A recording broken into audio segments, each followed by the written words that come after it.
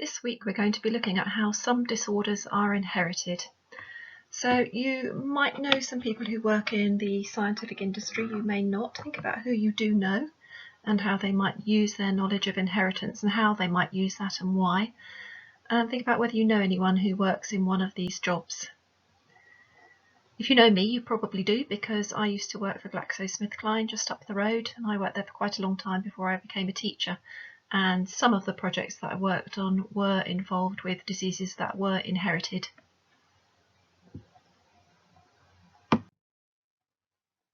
Okay, so let's just do a quick mind dump, if you like, about what we know about inheritance. So make yourself a little mind map on your page and just fill in some of those boxes of all the things you can remember. You really need to know a lot of keywords for this unit, so see if you can recall as many as you can.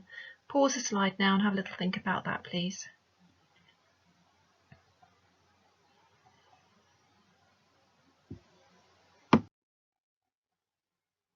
Okay, so we are nearing the end of the unit. We're looking at inherited disorders today. We've just got one more lesson after this. We have already dealt with sex determination, so it won't be that one. Okay, so let's continue today. We need to be able to describe what an inherited disorder is, explain key terms to do with inheritance and how those characteristics are determined, and again make genetic cross diagrams, Punnett squares, in order that we can make predictions. Now we've got a few keywords down the bottom there. Some of those are new. We've got disorder, inherited, alleles, all of those we've come across before. Polydactyly we haven't, and cystic fibrosis we haven't. Okay, those two are the conditions that the exam board are likely to test you on. They're the ones that are defined as being what you need to know about. Recessive we have come across before. Okay, so let's think then about how these characteristics are inherited again. So we've been learning that we inherit our DNA from our parents, and remember that the genes are a short section on that entire DNA molecule that we inherit from our parents. Okay, so just a small bit. So one gene might determine a particular characteristic, and different characteristics resulting from that gene will be due to having different alleles. Okay, so each of those alleles is going to code for a different protein, and it's the alleles themselves that determine which characteristics you have. Remember, we talked about eye colour. If you have an allele from each parent that gives you blue eye colour, then you will have blue eyes. But if you have one blue, one brown, you will end up with brown eyes. Okay, so we're going to go through those keywords again. You can pause the slides here and write them down, or you might have done this last time, so you may not wish to, but we're going to go through those keyword definitions again because they are really important.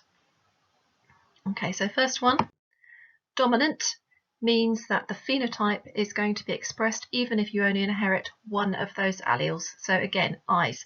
If you inherit an allele from one parent for brown eyes, you are going to have brown eyes regardless of what you inherit from the other parent. Recessive, you're only going to have that characteristic, say blue eyes, if you inherit the same allele from both of your parents, so you have two copies. Homozygous, remember homo meaning the same, means that you have identical alleles for a particular characteristic. So again, we could say that someone with blue eyes is homozygous for eye colour because they have two blue alleles, one inherited from each parent. Heterozygous, hetero meaning different, means that the alleles are different for that particular characteristic. So if you have brown eyes, you might be brown-blue. Okay, so you're heterozygous for eye colour. You have one brown allele, one blue allele. Genotype tells us the alleles present in an organism for a particular characteristic. So going back to that previous example, if you have brown eyes and you also have a blue allele, you will be big B, little b. That is your genotype. Phenotype is the physical appearance dictated for that characteristic by the alleles. So in this case, eye colour. So your phenotype would be brown eyes. So, okay, not only is eye colour determined by different genes, but also characteristics like having attached or detached earlobes, and also having various different nose shapes can be controlled by one or more genes. You need to be able to draw Punnett square diagrams or Punnett cross diagrams or genetic diagrams to show how those particular characteristics might be inherited. And you need to be able to work out the chances of having any of those particular characteristics. You've done this last week, so we should be getting a little bit more confident. Hopefully you had some examples in your homework as well to help you with doing that. Alright, so today we're going to look at these two disorders that I mentioned before. They were on the keywords. We had cystic fibrosis and polydactyly. So cystic fibrosis you may or may not have come across, but it's a disorder of the membranes inside your lungs. Okay, and the disorder is caused by a recessive allele. It's going to affect lots of your organ systems as well as your lungs, but we tend to think of it initially as being in the lungs. And that means that some of the substances inside of your lungs cannot cross through the membranes and enter your bloodstream, because cystic fibrosis causes the surfaces to become very, very sticky. Okay, people who have cystic fibrosis do have a little bit of a problem in their lives, in that they need to have lots of physiotherapy because they have this horrible sticky solution inside their lungs. So literally they spend hours and hours having their lungs emptied, and that's simply through bashing them or patting them on their backs very firmly. Okay, it is improved by carrying out lots of exercise, but you can imagine this is quite difficult for them, because if you think the process through, if you're not absorbing the substances through your lungs, the alveoli, you're reducing the amount of oxygen that's going to get to your muscles. Okay, so that kind of thing is exercise is going to be more difficult than it would be for a normal person, somebody who has not is not suffering from the condition. Okay, so capital C we're going to call a non-cystic fibrosis allele, so that's the dominant allele, and lowercase c is the recessive allele, and could result in a person having cystic fibrosis.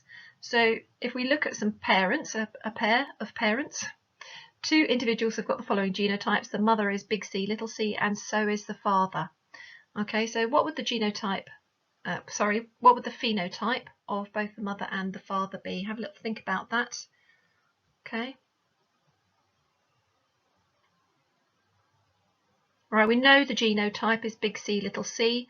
We know that cystic fibrosis is a recessive condition, so in order to show the condition, so in order to have cystic fibrosis, you need to have two copies of the recessive allele. So you would be small c if you had the condition yourself. So the phenotype of the mother and the father is that they do not have cystic fibrosis. They are both, however, carriers in this case. Okay, so what I want you to do is make a Punnett square now and calculate the percentage chance of their children having cystic fibrosis. So pause the slide here and just do that quickly.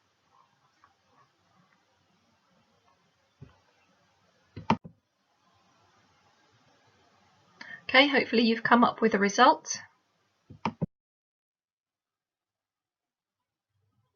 This is what your Punnett square should have looked like. Okay, so we've got the female across the top and the male down the side, denoted by their sex chromosome genotype, XX for the female, XY for the male. Okay, and if we insert the answers into there, you can see we've only got one square where we have small c, small c. Okay, in the exam they might ask you to identify the offspring that would have cystic fibrosis, and you would be expected to draw a circle around that small c. Because it's a recessive condition, we have two copies of the recessive allele, which means that that offspring will unfortunately suffer from cystic fibrosis. Okay, so looking at our ratios, big C, they're not even a carrier. Okay, they've been lucky. They've inherited the allele from both parents that does not carry the cystic fibrosis condition. So the ratio there for big C is 1 in 4. for big C, little c, and you can see that in this Punnett square diagram, one of the boxes has big C, little c, and one has little c, big C. It doesn't really matter which way around you have them. You will not lose any marks in the exam if you do them one way or the other around. Okay, and one of the boxes says little c, we've already talked about. The chance of having cystic fibrosis is 1 in 4. So out of a total of 4 offspring, one of those is likely to have cystic fibrosis. But remember, this is all about chance. It wouldn't necessarily happen. Even if this couple had 8 children, they might not have a child with cystic fibrosis, but there is a high likelihood that they would at least be carriers. Okay. So change those into percentages for me now.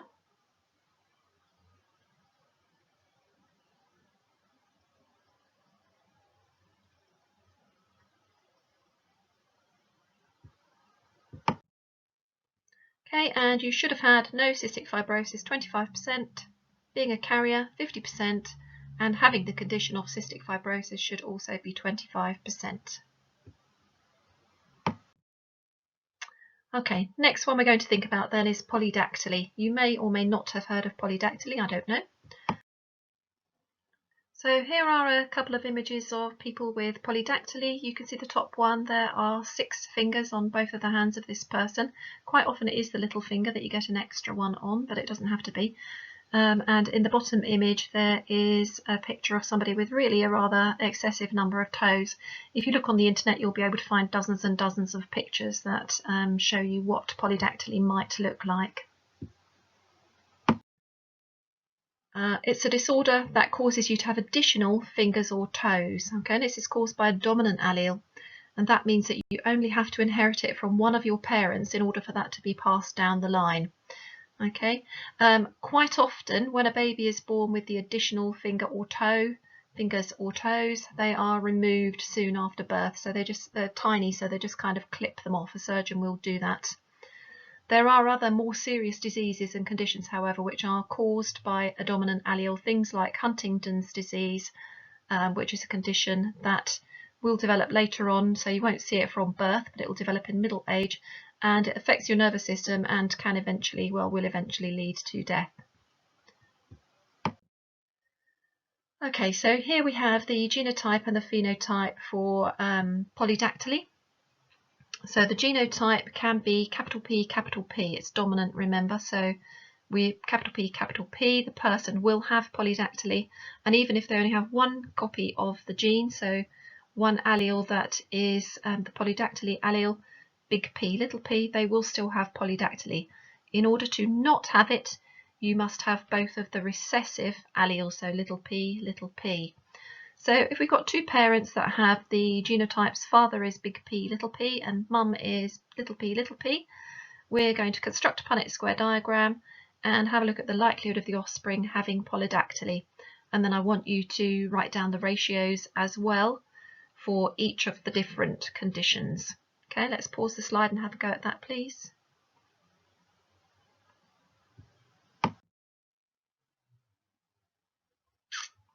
Okay, now let's try that again. You'll see there's just been a slight change in the genotypes of the parents. Here we have the father, that is big P, and mum, that is little p. I want you to make those Punnett square diagrams again, and again work out the likelihoods of each type of genotype resulting in the offspring. So hopefully now you can apply your knowledge and explain how polydactyly and cystic fibrosis occur as conditions through inheritance. Okay, and what you're going to have a go at next is a short question. Okay, so a recessive allele causes syndrome D. Quite often what the examiner will do is use your knowledge of certain conditions like polydactyly or like cystic fibrosis, but they will apply it to a new condition. And here they've just made something up, okay, syndrome D. Doesn't really matter what it's called, the same principles always apply. Okay, so we have a heterozygous man and a homozygous recessive woman who want to have a baby. Construct a Punnett square diagram to determine the probability of the baby having syndrome D. Identify any children with syndrome D and use the following symbols: capital D for dominant, lowercase d for recessive. It's always the capital letter for the dominant, it's always the lowercase letter for the recessive. Okay, pause the slide and just have a go at that.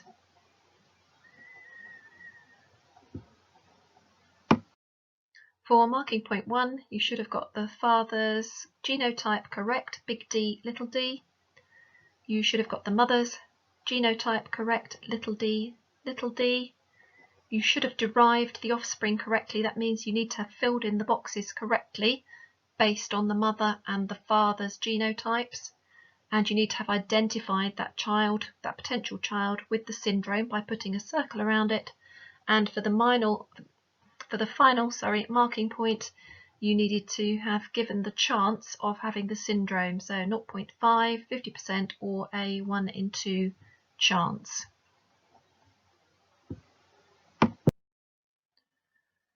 Okay, so your teacher will set for you now an exam question to do with the inheritance of these or other conditions.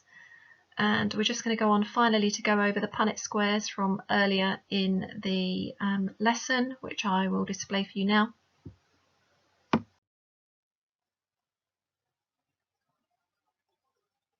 Finally, let's see if we can add any more bits of information to our brain dump that we did earlier. Okay, spider diagram, whatever you want to call it. Okay, so there should be a few more things that you can write on there to complete the lesson. Okay, if you want a little bit of a stretch and challenge activity, if you've got quite a high target grade, you might want to write a short piece on what it would be like if there were no inheritance in the world. Okay, so a little bit of a far-reaching question that goes into all sorts of other subjects, doesn't it? All right, thank you very much. In this example, the genotype of the mother is small p, so that's the recessive allele, and the father is big P, little p, so he is heterozygous. We produce this Punnett square.